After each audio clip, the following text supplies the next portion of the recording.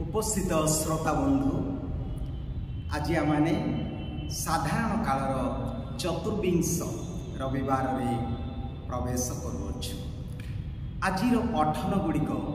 आमान सूचई दिए जे आमानकर परिचय कौन, आमानकर व्यक्तित्व कौन, व्हाट इज आवर आइडेंटिटी। हाँ प्रिय भाई भौणी माने एवं ईश्वर किए, ईश्वर को आम किपरि भाव में संबोधन करुछु आई सब विषय समीक्षा करने जानापी प्रभु ये सुजोग देइछन्ति। किछि वर्ष पूर्वे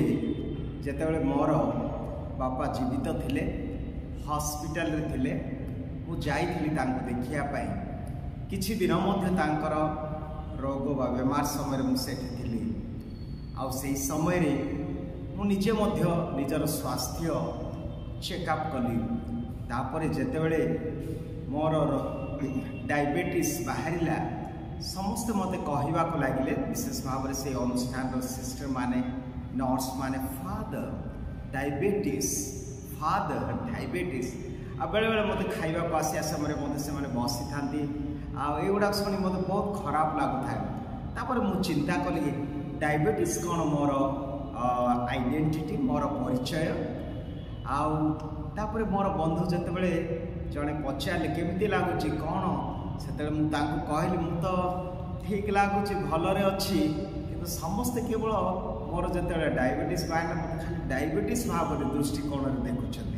प्रिय भाई भौणी माने आमर परिचय डायबिटीज नहीं, मोर परिचय डायबिटीज नहीं। I am a child of God, मु हूँ ईश्वर संतान। जीशु आज पचार शिष्य मान कौन कहते अन्य माने से माने विभिन्न विषय कहते। आज जीशु जो प्रश्न कर शिष्य मान को विशेष भाव में सिजारिया फिलिप एक केंद्र स्थान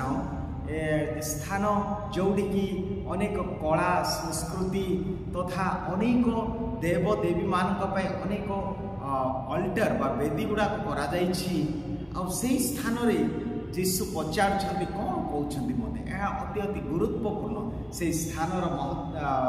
सिग्निफिकेंस तार गुरुत्वपूर्ण अच्छी से स्थान विषय। किंतु जीशु जिते से स्थान आज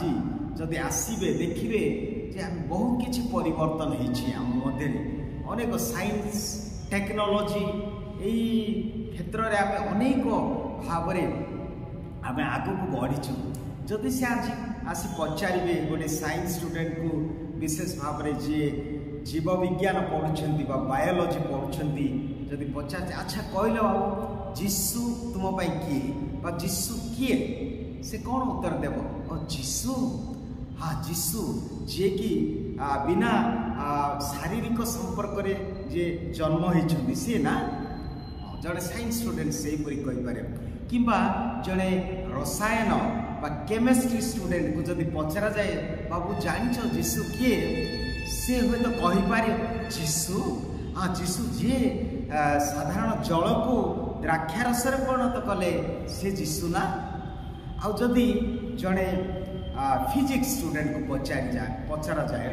जड़े पदार्थ विज्ञान को आ जीशु किए सी हूँ तो कहीपर जीशु जी से माध्याकर्षण शक्ति को डिस्प्रूव कले जिते से स्वर्ग को आरोहण कले सी ना जीशु। आईपरी भाव में जदि जड़े इकोनॉमिक्स को पचारा जाए स्टूडेंट को सी मत कहीपर जीशु जे 2टी माछ 5टी रोटी रे 5000 लोक को खाया देले सी ना। पुणी जदि गोटे इतिहास स्टूडेंट को पचारि जाए से कह हाँ जीशु जे अल्फा आ ओमेगा। हाँ यहीपरी भाव में विभिन्न दृष्टिकोण आम उत्तर दे पार। आज आम जदि बाइबल देखा यहीपरी भाव में जदि पचरा जाए जी जो सामारितीय स्त्री किए जीशु निश्चित भाव 4 अध्याय जहन 29 पदरे ओ जीशु जड़े गुरु जी सी हो पारे तो जड़े मसीह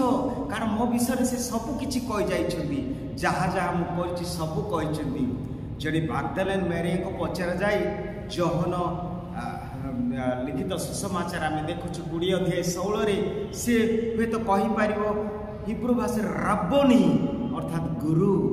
किंबा जदि थॉमस को पचार जाए जीसु किए जहन 20 अध्याय 28 मोर प्रभु मोर ईश्वर जे संदेह करते किंतु जितेबाला जीशु संस्पर्श आसिले से कहले से मोर प्रभु मोर ईश्वर। प्रिय भाई भौणी माने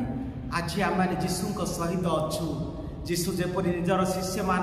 जानापी चाहिए से अनुभव कौन जदि आपण को मत जदि आज पचरा जाए आम हुए तो आज 100 वर्ष ख्रीस्टियान हुए तो आम जन्मरू ख्रीस्टियान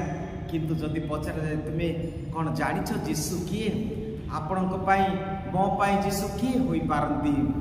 प्रिय भाई भौणी माने आज आम वास्तव में जीशु को आम जीवन में अनुभव करिछु कि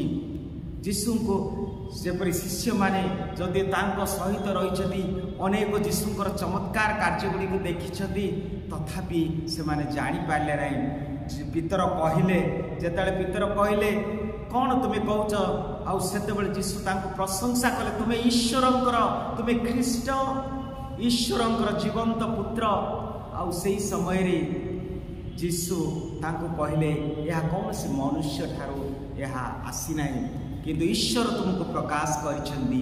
आउ ठीक अल्प क्षणक परे जेतेबेले जीशु निजर कष्ट जंत्रणा विषय कहती जे तांको जेरूसालेम को जीवाको हेबो सेठी से धर्मशास्त्री मानक द्वारा प्रत्याख्यात हेबे आ सब विषय जेतेबेले कहउछंती पितर कहउछे ना ना ता केबे हेबो नै। से समय जेसे तक कहले गेट बिहाइंड मी शैतान शैतान कहउछंती जहां को अल्प समय पूर्व अति प्रशंसा करथिले पुणी अल्प समय पर तांको शैतान कहले। कहीं से शैतान कहले शैतान किए जदि 2 कोरिन्थियो 4 अध्याय 4 पदरे लिखा जाए से होते यही जगतर अधिपति आउ से विश्वास अविश्वासी मानकर चक्षु को से बंद करती जेपरी से माने तांकर वाक्य न शुणी पारे। आउ शैतान होउछंती प्रथम अध्याय जहन प्रथम 5 अध्याय 19 पुणी से कहती शैतान होउछंती समस्त अविश्वासी मानकर से होउछंती राजा। 8 अध्याय जहन 44 पद से मिथ्यावादी से होउछंती मिथ्यावादी से जड़े हत्याकारी से आसंती लुंठन करिया जहन 10 पदरे लिखा जाए से चोरी करिया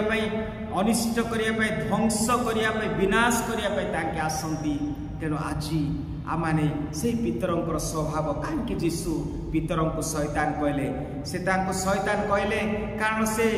मनुष्य परि से भावुछंती ईश्वरंक परि तांकर चिंताधारा नहीं कारण से कहले ना से चाहू नथिले कि कष्ट जंत्रणा तांकर जीवन रे आसीबे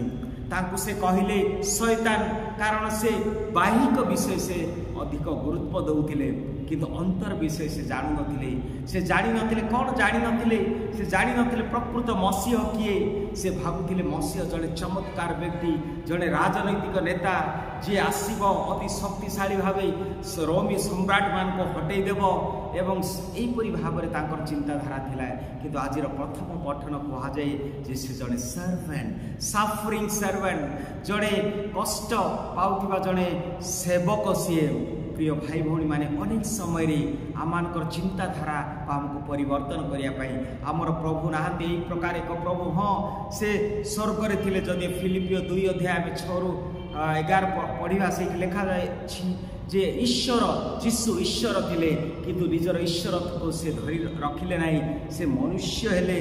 मनुष्य पाखक आसिले गोड़ धोइले सेवा कले निजको एते नम्र कले शेष पर्यंत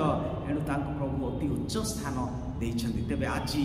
आमे जीशु को कौन भावे चिन्हि पारछु मु निजको चिन्हि पारुछि कि मु किए मु भावुछि मोर पोजिशन हिसाब रे मोर टाइटल मोर टंका मोर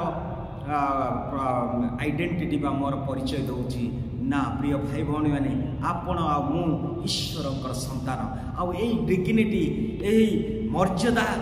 अति उच्चरे जेते आमे जानिबा जे मु ईश्वरंकर संतान मु ईश्वरंकर पुओ बा ईश्वरंकर झियो निश्चित भावे आम जीवन में आमर व्यवहार आमर चालीचलन परिवर्तन हेबो। तेबे आसंतु आज आमे प्रथमे ईश्वर को जानिबा जेते ईश्वर को जानिबा सेते आमे निजर परिचय पाइबा जेते निजर परिचय पाइबा आमे निश्चित भावे आमर